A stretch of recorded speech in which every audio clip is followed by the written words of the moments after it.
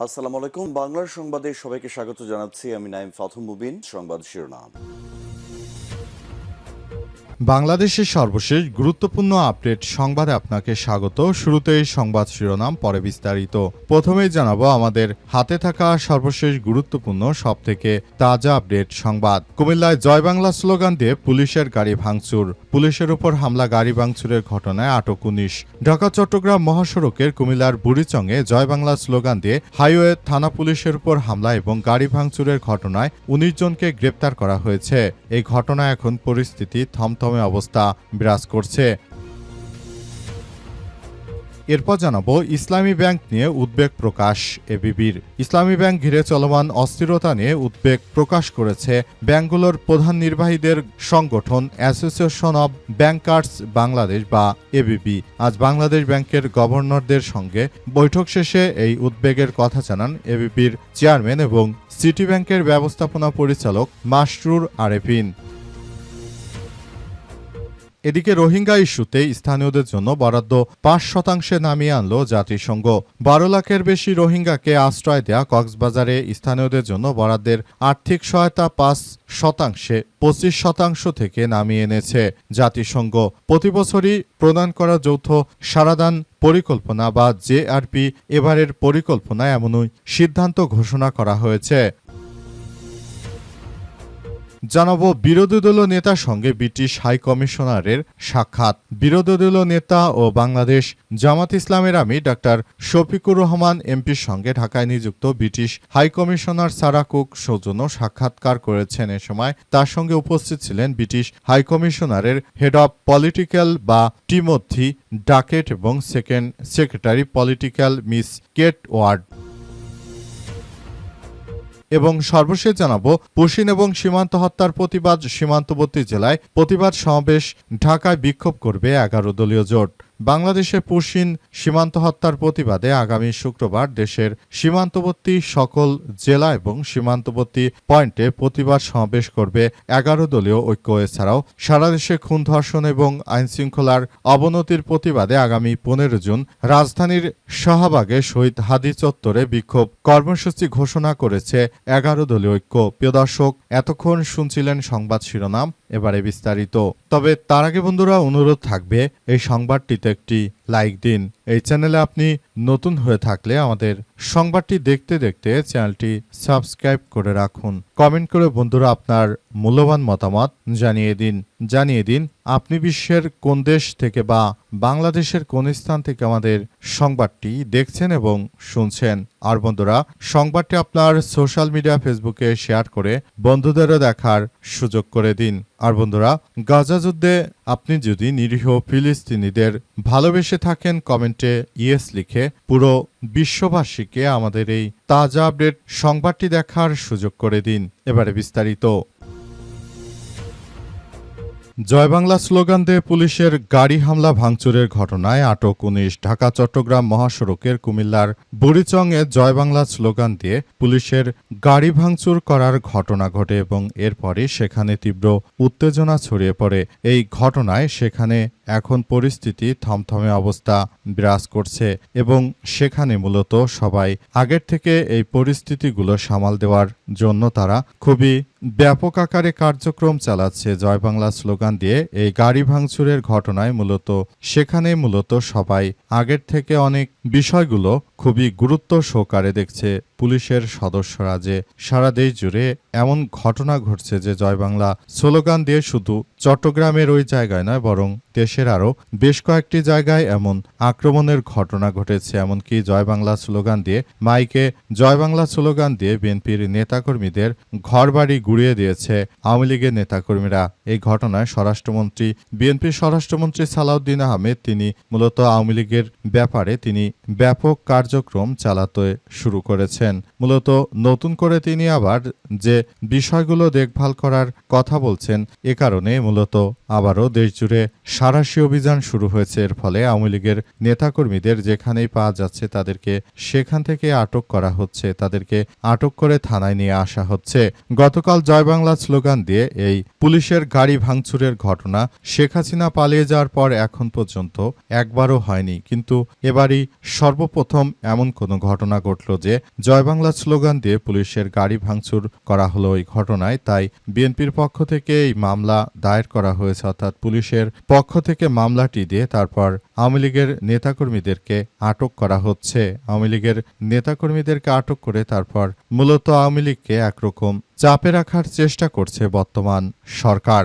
বিষয়গুলো নিয়ে আওয়ামী লীগের অনেক নেতাকর্মী ইতিমধ্যে অভিযোগ করেছে, তবে বিষয়গুলো আদতে শেষ পরিস্থিতি কোন দিকে যাবে সেটি সম্পর্কে এখন পর্যন্ত কেউ সত্যি বলতে কোনো কথাই আসলে বলতে পারছে না। সবাই শুধু যার যার জায়গা থেকে পরিস্থিতিগুলো নিয়ন্ত্রণের চেষ্টা করলেও কি হবে শেষ পর্যন্ত বলা যাচ্ছে না।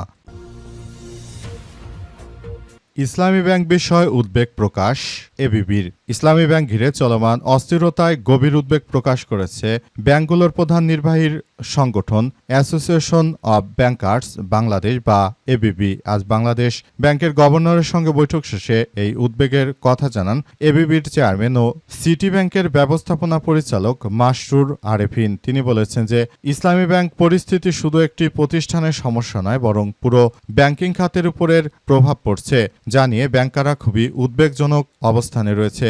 গভর্নর ইসলামী ব্যাংকের চলমান পরিস্থিতিকে কেবল ব্যাংকিং খাতের বিষয় হিসেবে নয়, বরং এটি একটি রাজনৈতিক ইস্যু হিসেবে দেখছেন। তিনি সংশ্লিষ্ট পক্ষগুলোর মধ্যে সমঝোতার মাধ্যমে সমস্যার সমাধানের চেষ্টা করছেন। এবিবির চেয়ারম্যান বলেন যে ব্যাংকিং খাতে সুশাসনের বিষয়ে কঠোর অবস্থানের কথা জানিয়েছে গভর্নর। তিনি ব্যাংকগুলোর প্রধান নির্বাহী রাজনৈতিক চাপের কাছে নতি স্বীকার না করার আহ্বান জানান। একই সঙ্গে ক্রেডিট ইনফরমেশন ব্যুরোতে সিআইবি সঠিক তথ্য প্রদান নিশ্চিত করার নির্দেশনা দেন। ব্যাংকিং খাতে ঋণ প্রবাহ বাড়ানোর বিষয়ে আলোচনা হয়েছে জানিয়ে তিনি বলেন যে ব্যাংকিং খাতে ক্রেডিট গ্রোথ বা ঋণের প্রবাহ বাড়ানোর প্রচেষ্টায় সরকার ও কেন্দ্রীয় ব্যাংক ৬০,০০০ কোটি টাকার একটি নতুন প্যাকেজ নিয়ে আসছে। ক্ষুদ্র ও ছোট মাঝারি উদ্যোক্তাদের বা এমএসএমই এর জন্য নতুন প্যাকেজ থেকে ঋণ পাওয়ার উদ্যোগ দেয়া হয়েছে। কেন্দ্রীয় ব্যাংকের রিফাইনারি স্কিমের আওতায় এই অর্থ বিতরণ করা হবে বলে এমন তথ্য উল্লেখ করা হয়েছে। রোহিঙ্গা ইস্যুতে স্থানীয়দের জন্য বরাদ্দ ৫% নামিয়ে আনল জাতিসংঘ। ১২ লাখেরও বেশি রোহিঙ্গাদের আশ্রয় দেয়া কক্সবাজারের স্থানীয়দের জন্য বরাদ্দ আর্থিক সহায়তা ২৫% থেকে কমিয়ে মাত্র ৫% নিয়ে এসেছে জাতিসংঘ। প্রতিবছর প্রণয়ন করা যৌথ সারাদান প্রকল্পে বা জেআরপির এবারের পরিকল্পনায় এমনই সিদ্ধান্ত ঘোষণা করা হয়েছে। একই সঙ্গে জেআরপি ২০২৬-এর বাস্তবায়ন কঠোর থেকে স্থানীয় এনজিওগুলোকে বাদ দেওয়া হয়েছে।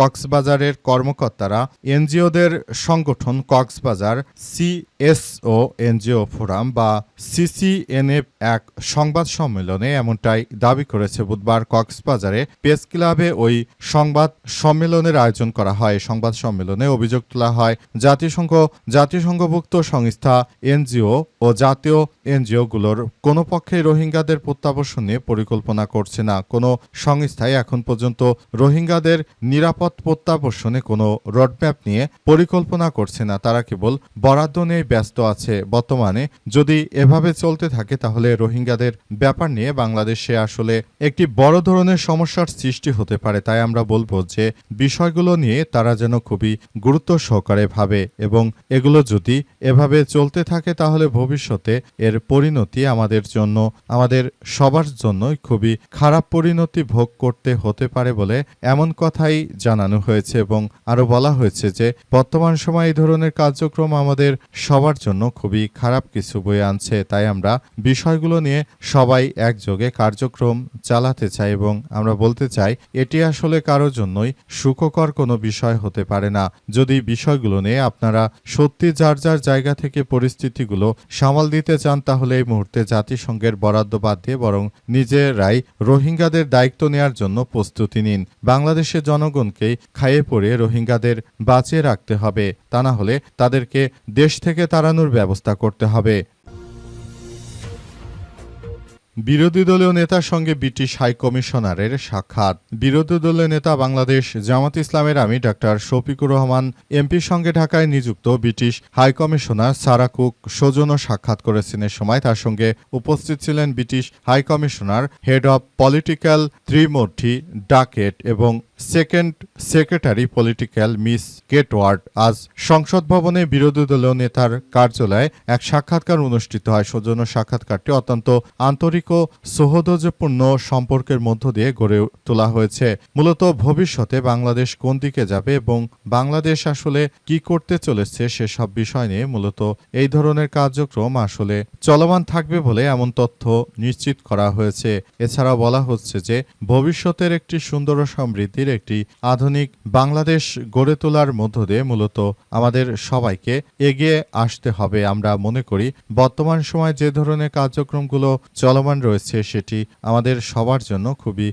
গুরুত্ব সহকারে দেখা হচ্ছে। বিষয়গুলো আমাদের এই মুহূর্তে সবার জন্য অত্যন্ত একটি জটিল আকার ধারণ করেছে এবং আমরা বিষয়গুলোকে খুবই গুরুত্ব সহকারে দেখছি। বিষয়গুলো নিয়ে সবাই যার যার মধ্য দিয়ে আলাপ আলোচনা চালালেও মূলত বাংলাদেশে ইসলামপন্থীরা যেন মাথাচাড়া দিয়ে উঠতে না পারে সেজন্য ব্রিটিশ এই নেতৃত্ববৃন্দরা তারা সবসময় কিন্তু বাংলাদেশে বিশেষ ভূমিকাগুলো পালন করে থাকে। মূলত ব্রিটেনের সরকার কখনোই বাংলাদেশে ইসলামপন্থীরা এগিয়ে আসুক সেই বিষয়টি তারা কখনোই চায় না। সুতরাং বিষয়গুলোকে তাই ভেবে এই পরিস্থিতিগুলো এখনই সামাল দিতে হচ্ছে তাদেরকে এবং তারা আগামীতে কিভাবে বিষয়গুলো নিয়ে আরো সুন্দরভাবে পরিস্থিতি সামাল দেওয়া যায় সেসব বিষয় নিয়ে তারা কার্যক্রম চালাচ্ছে। তাই আমরা এগুলো নিয়ে এখনই এই বিষয়গুলো নিয়ে খুবই গুরুত্ব সহকারে দেখছি।